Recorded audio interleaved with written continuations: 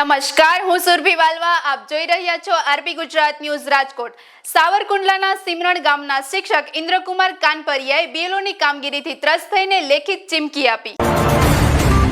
સિમરણ પ્રાથમિક શાળાના આ શિક્ષકનો આક્ષેપ છે કે રોજ વહેલી સવારે 4 વાગ્યાથી રાત્રિના 1 વાગ્યા સુધી ચાલુ રહેલા ભારે કાર્યભારને કારણે તેઓ માનસિક રીતે અપસેટ થઈ ગયા છે. જબરદસ્તીથી ઓર્ડર કરાવવા આવી રહ્યો હોય તે બાબતે અસંતોષ વ્યક્ત કરતા તેમણે કામગીરીમાંથી મુક્ત ન કરવામાં આવે તો રાજીનામું આપવાની ચેતવણી આપી છે. તેમણે એ પણ જણાવ્યું કે બીએલઓ કાર્ય દરમિયાન આત્મહત્યાના બનાવો બન્યા છે અને પોતાના જીવ પર જોખમ ઊભું થાય તો તેની સંપૂર્ણ જવાબદારી સક્ષમ અધિકારીની રહેશે. આ મુદ્દે શિક્ષકે સાવરકુંડલા પ્રાંત કલેક્ટર અને મામલતદારને લેખિત રજૂઆત કરી છે. વધુ સમાચાર માટે જોડાયેલા રહો RP Gujarat news Rajkot. Indrakumar Bhanubhai Kanpariya, assistant શિક્ષક, સિમરણ પ્રાથમિક શાળા. મેં 15 વર્ષથી વધારે સમય બીએલઓની કામગીરી કરેલી છે. હાલમાં એસઆઈઆરની કામગીરી ચાલુ છે.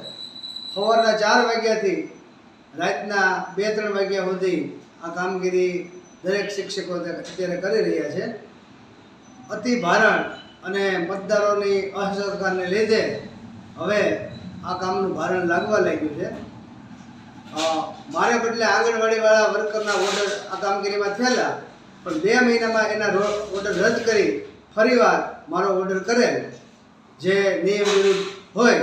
આજે મામલતદાર સાહેબ અને પ્રાંત અધિકારી સાહેબને મેં અરજી આપેલી છે, કેમ કે અત્યારે આ કામગીરી એટલી પૂરજોશમાં ચાલે છે કે જે ગુરુજનો પાસે વડાપ્રધાન નરેન્દ્ર મોદીએ પાયાનું શિક્ષણ લીધું છે, આપણે ભૂપેન્દ્ર પટેલે પાયાનું શિક્ષણ લીધું છે, મોટા મોટા નેતાઓ, કવિઓ, મહાનુભાવોએ શિક્ષણ લીધું છે, એ ગુરુજનોની હાલત અત્યારે દર ભટકા જેવી થઈ ગઈ છે. ઘરે ઘરે ફોર્મ ઉઘરાવવા જાય ત્યારે મતદારો પાસે ફોર્મ હોતા નથી. ફોર્મ હોય તો ફોટો ગોતવા જાય, આધાર કાર્ડ ગોતવા જાય, તો એના ઘરના સભ્યોના કાર્ડ ગોતવા જાય. એક ઘરે એક ફોર્મ ભરતા 1 કલાક જેવો સમય લાગે. તો આ કામગીરીમાં શિક્ષકો અત્યારે 15 થી 18 કલાક ડેઈલી કામ કરે છે. આખું ગુજરાતનું શિક્ષણ અત્યારે ત્રાહિમામ થઈ ગયું છે.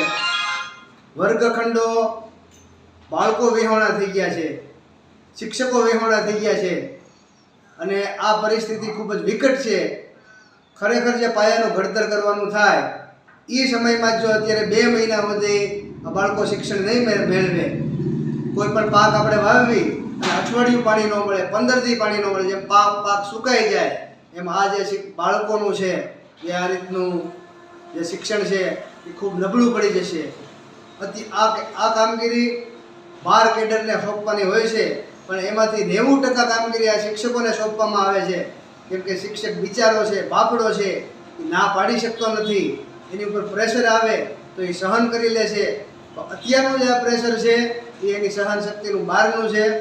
આ જો પ્રેશર કુકરની જેમ ફાટશે તો મોટો વિસ્ફોટ કરશે.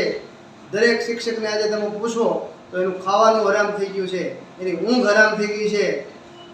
રાતે જ્યાં ફોર્મ ભરવા બેસે ત્યાં નેટ ન ચાલતું હોય, એપમાં પ્રોબ્લેમ આવે.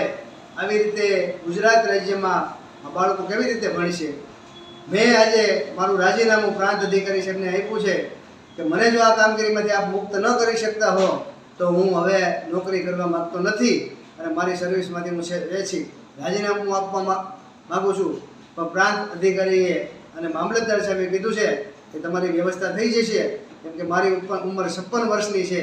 મેં 15 વર્ષ કામ કરેલ છે, એટલે મારે બદલે હવે અન્ય વ્યવસ્થા કરી દેશે એવી એણે આશ્વાસન.